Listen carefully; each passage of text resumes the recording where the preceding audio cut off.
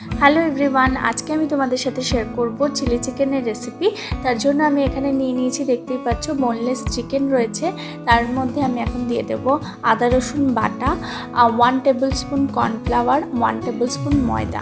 তারপর দিচ্ছি soya sauce আর 1 চিপি মতো ভিনিগার। আর এখানে আমি একটা ডিম নিয়ে নিয়েছি, ডিমটাকে ফেটিয়ে দেব। আর সবার শেষে দিয়ে দেব স্বাদ মতো লবণ। এবার চিকেনটাকে আমি ভালো করে ম্যারিনেট করে নেব। আর এই চিকেনটাকে আমি 2 থেকে 3 ঘন্টার জন্য ম্যারিনেট করে এভাবেই রেখে দেব। 3 ঘন্টা হয়ে গেছে। এবার আমি কড়াইতে বেশ কিছুটা পরিমাণে তেল নিয়ে নিয়েছি। এবার আমি এক এক করে চিকেনগুলোকে ফ্রাই করে নেব। বোনলেস চিকেন দেখতেই পাচ্ছ।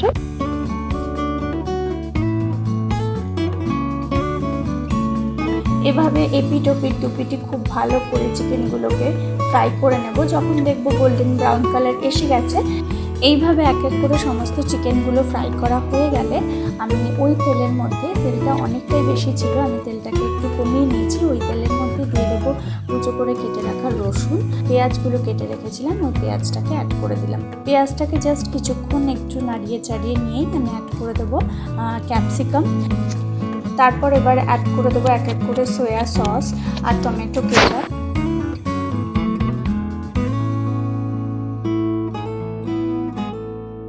ফ্রাই করে রেখেছিলাম চিকেনগুলোকেও দিয়ে দেবো। সসের সাথে খুব ভালো করে চিকেনগুলোকে আমি কোট করে নেব। খুব ভালো করে নাড়ানো হয়ে গেলে এবার আমি পরিমাণ মতো জল ঢেলে দেবো।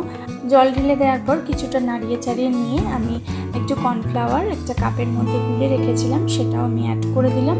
এরপর একটু নাড়িয়ে চাড়িয়ে নেব। যখন দেখবো ফুটে এসেছে, ওপর থেকে আমি স্প্রিং অনিয়ন আর সব শেষে একটু সাদা তিল ছড়িয়ে দেব। তাহলেই কিন্তু আমাদের চিলি চিকেন রেডি হয়ে যাবে।